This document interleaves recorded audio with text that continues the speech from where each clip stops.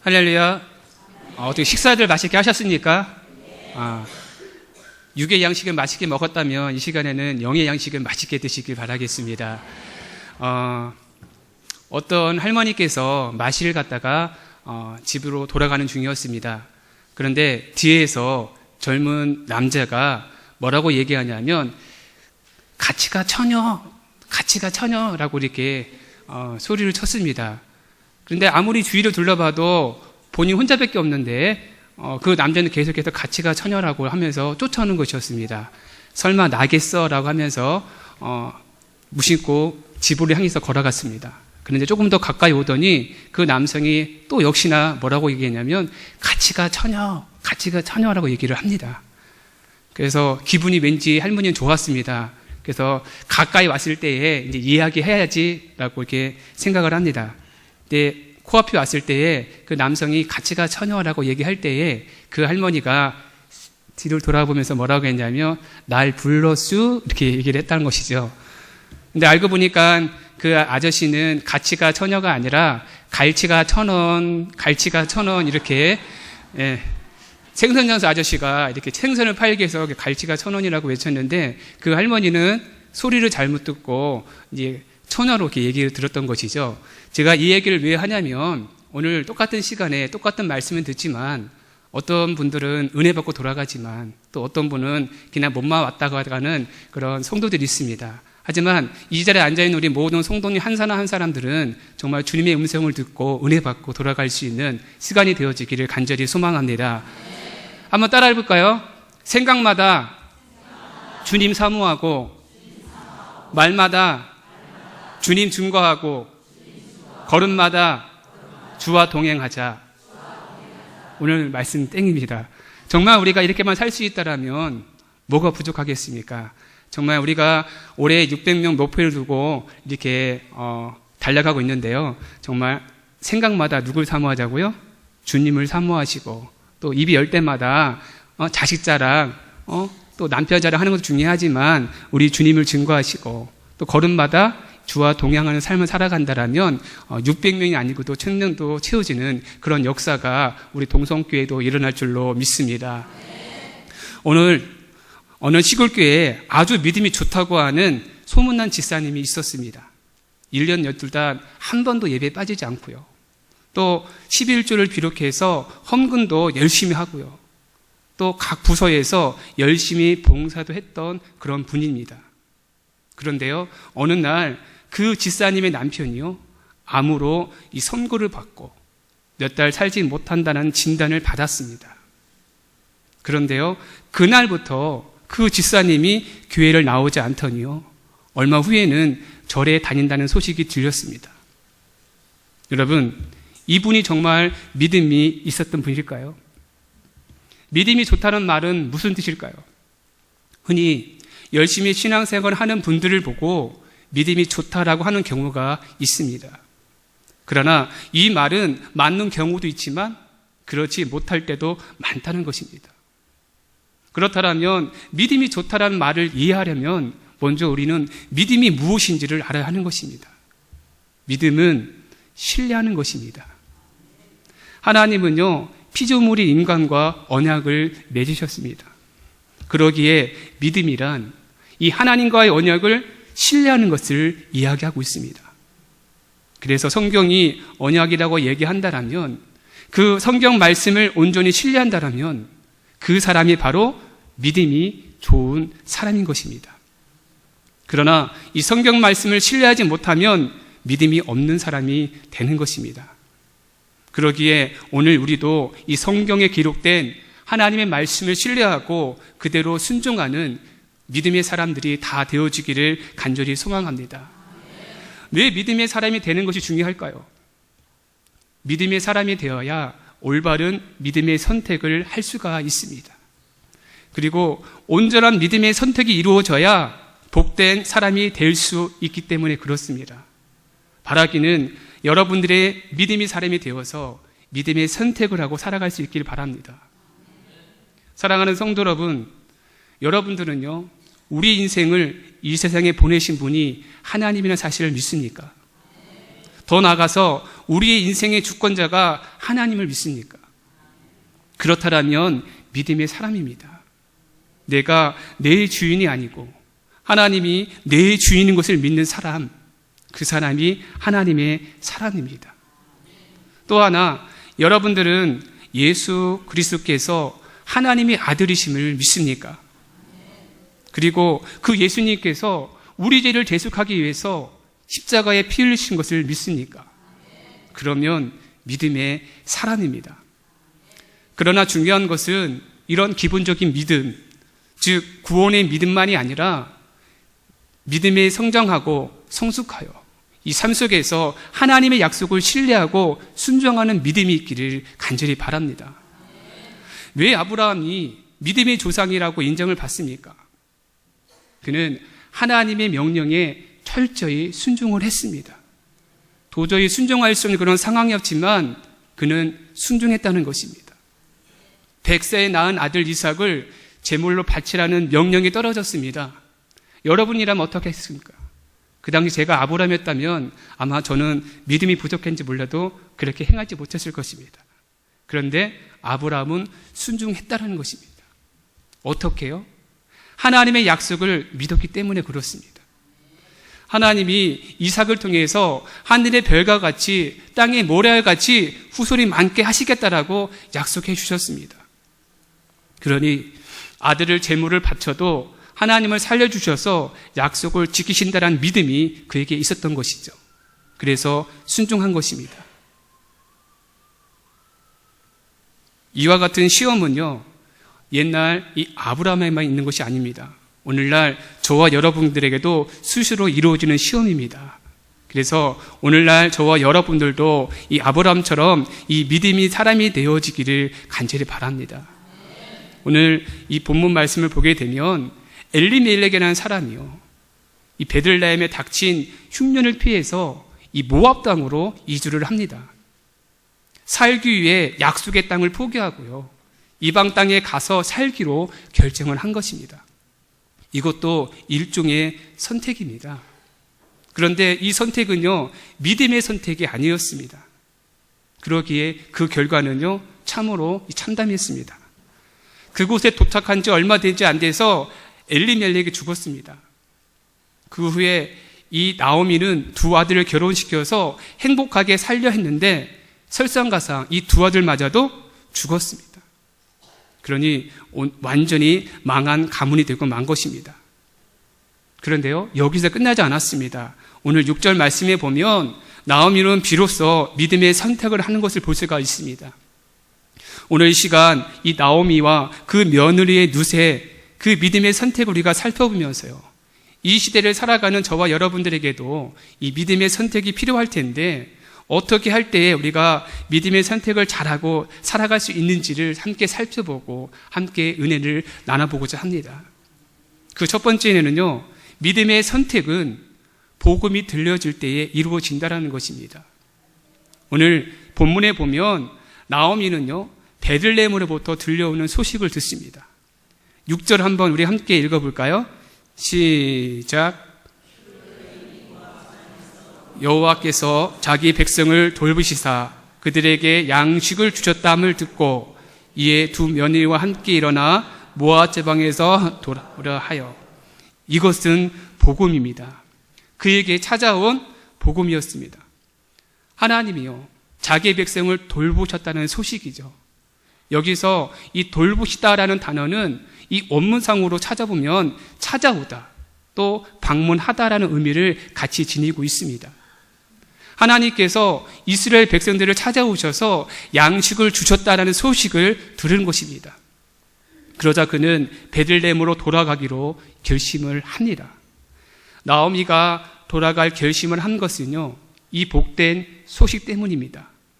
믿음은요, 들음에서 나고 들음은 그리스도 예수로 말미암는다고 말씀하고 있습니다.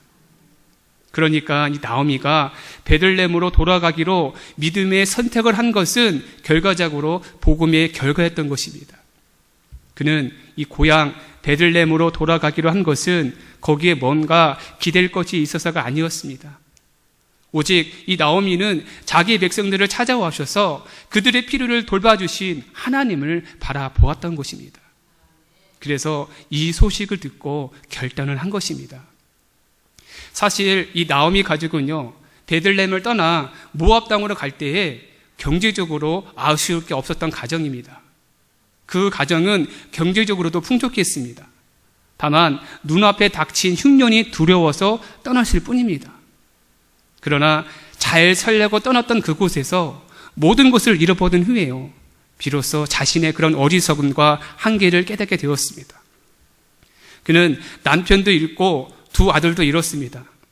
소중한 사람들을 잃고 난 뒤에야 비로소 하나님의 뜻을 발견하기 시작하죠. 아, 베들레헴을 버리고 모압 땅으로 왔더니 하나님이 심판하셨구나. 시간이 걸렸지만 비로소 깨달은 것입니다. 그가 돌아가기로 결단한 결정적인 요인은 고향 땅에서 들려온 소식을 듣고 나서였습니다. 하나님이 그 땅에 양식을 주셨다. 이 소식이 나오미에게는 복음이듯이 오늘도 우리도 복음을 전해야 하는 것입니다. 오늘날도 수많은 사람들이 하나님의 약속을 떠나 모압 땅에서 헤매고 있습니다. 거기에서 만난 재난이 하나님의 심판인지도 모르고 그저 재수 없어서 당하는 팔자르냐 하고 힘들게 살아가는 사람들이 수없이 많다는 것입니다. 그들에게 필요한 것은 바로 복음입니다. 그 복음이 어떤 복음입니까? 하나님이 자기의 백성을 찾아오셨다는 것입니다. 예수 그리스도께서 이 땅에 오셨다는 그것이 바로 복음입니다. 이 복음은 우리가 지금 믿고 있는 복음입니다. 하나님이 당신의 택한 백성을 사랑하시고, 그래서 하나님이 그 백성의 죄를 대속하기 위해서 당신의 아들을 십자가에 내어주셨다라는 소식입니다. 그리고 하나님은요, 아무런 조건 없이 돌아오기만을 기다린다는 소식을 전해 주어야 한다는 것입니다. 그렇습니다. 이 복음이 이미 저와 여러분 속에 있습니다. 그리고 이 복음이 있는 사람은요, 믿음의 선택을 할 수가 있습니다. 한번 다시 따라해 볼까요? 복음은 능력이 있습니다. 복음은 우리를 변화시킵니다. 복음은 믿음의 선택을 하게 합니다. 아멘입니까? 복음을 통해 나오미가 믿음의 선택을 했듯이 오늘 저와 여러분들도 믿음의 선택을 통해서 하나님을 영화롭게 하고 하나님을 즐겁게 하는데 앞장설 수 있는 우리 옥천 동성교회 성도 한 사람 한 사람이 다 되어지기를 간절히 소망합니다. 두 번째로 이 믿음의 선택은요, 이 체면과 자존심을 접을 때에 가능하다는 것입니다. 사람이 제일 참기 힘든 것은요, 자존심이 상하는 것입니다. 그래서 자존심에 상처를 입으며 신앙까지도 버리는 사람들도 있습니다. 나오미가 왜 10년 동안 이 모압 땅에 머물러 있었을까요? 왜 굳이 아들들을 모압 땅에서 이방 여인과 결혼을 시키며 머물러 있었을까요? 베들레헴에 10년 동안 흉년이 계속되었기 때문일까요? 그렇지는 않았을 것입니다. 그런데 왜 들어가지 못했을까요? 그 이유는 바로 이것이었습니다. 체면과 자존심 때문에. 1장 후반전의 말씀에 보면 나오미가 고향에 들어왔을 때에 고향 사람들은 이가 나오미냐라고 할 정도로 나오미를 보고 깜짝 놀랐습니다. 고향 사람들의 반응을 미뤄보면 나오미가 모압을 떠나기 전에는 매우 잘 살았을 것으로 짐작됩니다. 그런데 돌아올 때에는 뭐예요? 초라했다는 것이죠. 이것은 단순히 추측이 아닙니다. 나오미의 고백에서도 우리는 확인할 수가 있죠. 1장 21절 말씀에 보면 내가 풍족하게 나갔더니 여호와께서 내게 비어 돌아오게 하셨느니라 라고 말씀하고 있습니다. 그렇습니다. 나갈 때는 부자로 나갔는데 돌아올 때는 쫄딱 망해서 돌아오는 것입니다. 그러니 돌아가기가 결정한다는 것은 그리 쉽지만은 않았을 것입니다. 그가 원했던 것은요, 출세를 하고 성공을 해서 고향에 돌아가는 것이었습니다. 그런데 거짓골로 돌아갈 수가 없었던 것이죠. 그러다 보니까 미루다 보니까 10년이 걸린 것입니다. 결국은 그 사이에 자식들까지도 잃게 된 것입니다. 그러니 그 알량한 자존심과 체면이요, 이렇게 처참한 지경을 만든 것입니다. 그런데 그는 결단합니다. 그는 자기가 당한 그 재난이 자기의 죄 때문에 라는 것을 알게 되었습니다.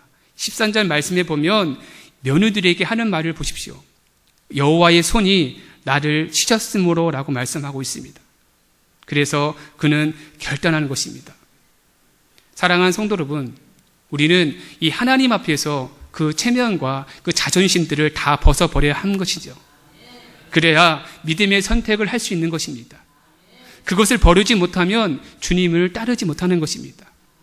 주님을 이것들을 아셨기에 누가복음 9장 23절에 이렇게 우리에게 말씀하고 있습니다.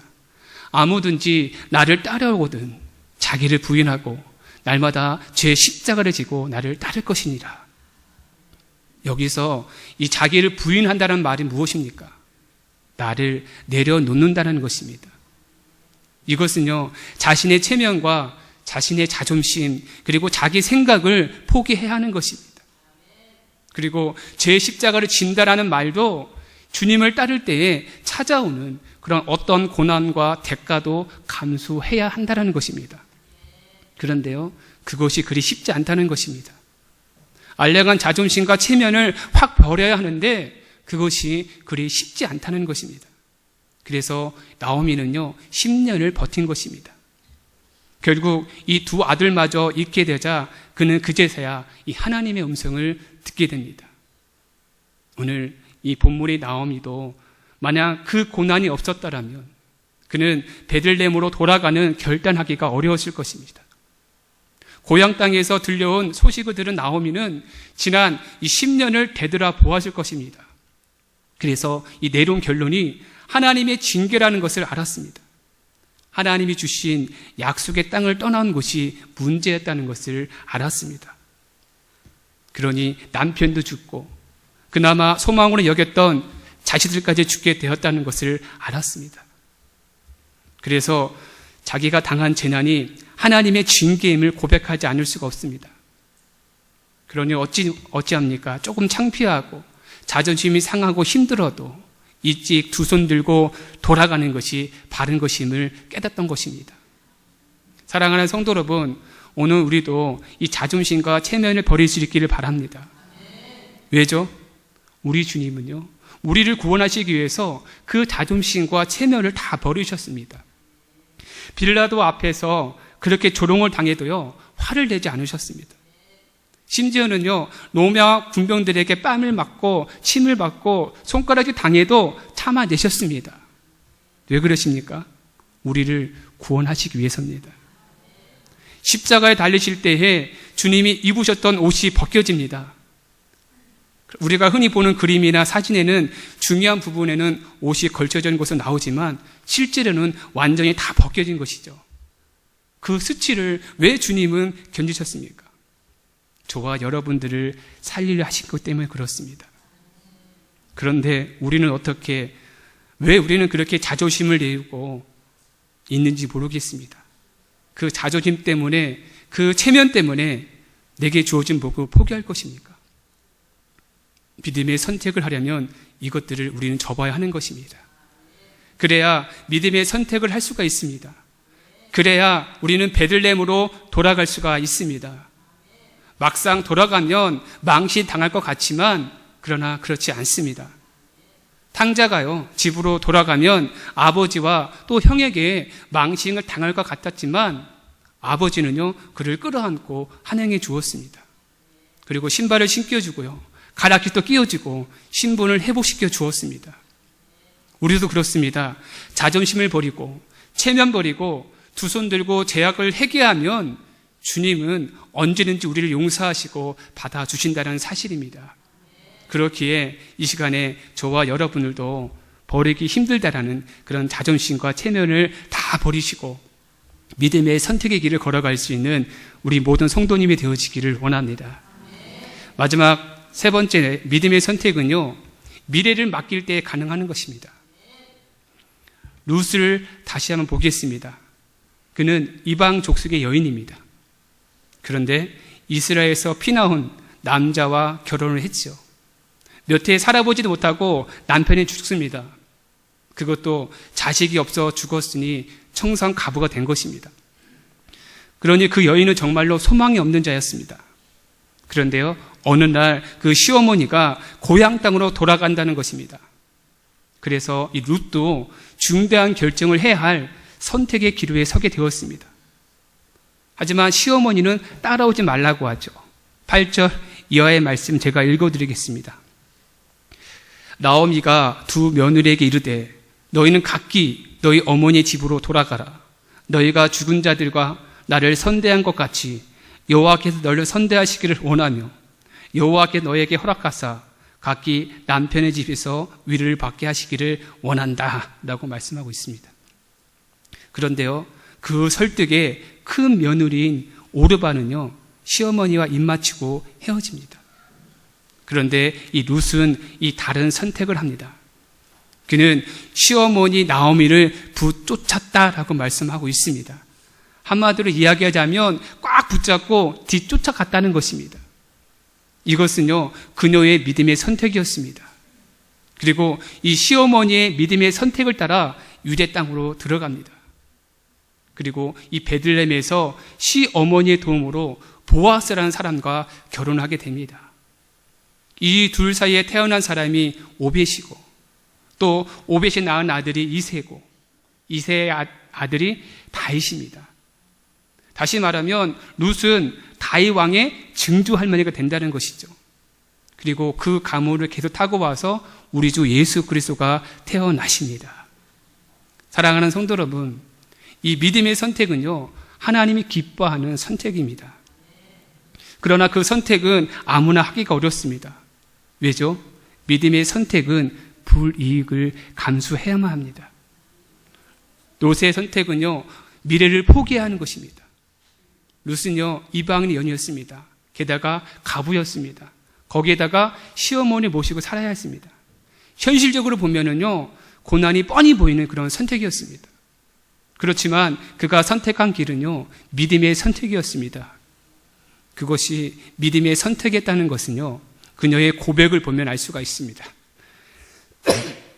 우리가 읽어보지 않았지만 16절 말씀 하반절에는 이렇게 이야기하고 있죠. 어머니의 백성이 나의 백성이 되고 어머니 하나님이 나의 하나님이 되시니다. 그렇습니다. 그녀는 어머니를 모시면서 어머니의 신앙을 통해 하나님을 알았습니다. 그러기에 그녀의 선택은 어머니가 믿는 하나님을 따르기로 한 선택인 것입니다. 이런 믿음은요, 미래를 하나님께 맡기는 신앙이 아니고서는요, 불가능한 것입니다. 여러분들의 미래는요, 누가 주관하십니까? 여러분입니까? 아니면 하나님이십니까?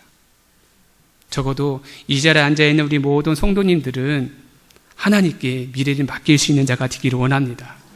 그래야 믿음의 선택이 이루어질 수가 있습니다.